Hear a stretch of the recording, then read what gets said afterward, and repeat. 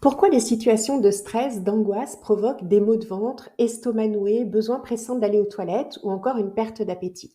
C'est quoi le lien entre les deux? Surtout quand on sait que le système digestif est quasi autonome, qu'il est contrôlé par ce qu'on appelle le système nerveux entérique.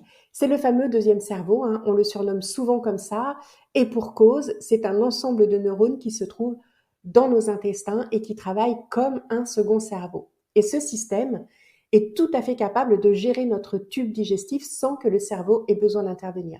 Mais dès qu'il y a une situation de stress, le cerveau prend le relais. C'est le boss, je vous rappelle. Et il va donc, dans ce cas, activer un autre réseau de nerfs qui, lui, s'appelle le système nerveux sympathique. Vous en avez probablement entendu parler. Il sert à mettre tout le corps en état d'alerte. Sa mission est de réagir si on se trouve face à un danger.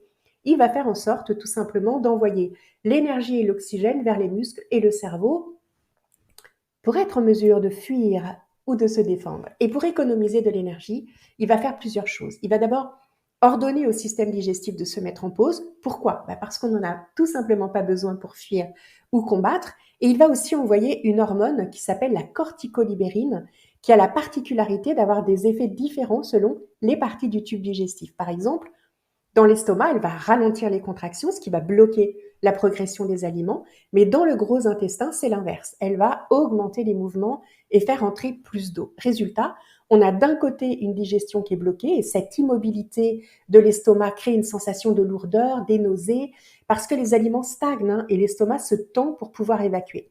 Et c'est ce qui donne cette sensation désagréable de nœud ou de ventre barbouillé. Et de l'autre côté, dans le gros intestin, on a une accélération du transit et c'est ça qui provoque l'envie pressante d'aller aux toilettes. Mais alors, on pourrait se demander pourquoi, quand le danger est soudain, par exemple, on entend un bruit effrayant, ça nous fait sursauter, on n'a pas toutes ces sensations. Pourquoi? Eh bien, c'est tout simplement parce que ce système d'hormones agit plus lentement que le système sympathique qui, lui, démarre au quart de tour. Ce qui veut dire que cette corticolibérine, cette hormone, va entrer en action uniquement si le danger est anticipé, si on rumine comme un examen important qui a lieu par exemple le lendemain. Par contre, si le danger est soudain, comme ce bruit effrayant, eh bien cette hormone n'a tout simplement pas le temps d'agir et la réaction digestive n'aura pas lieu. C'est tout ce mécanisme biologique qui explique que lorsqu'on est face à des situations qui nous angoissent, qu'on les anticipe, eh bien on peut avoir tous ces maux de ventre. Si cette vidéo vous a plu et que vous voulez en savoir plus, cliquez sur le lien ci-dessous, en description ou commentaire, pour découvrir mon programme qui va vous aider à vous débarrasser de vos peurs inconscientes.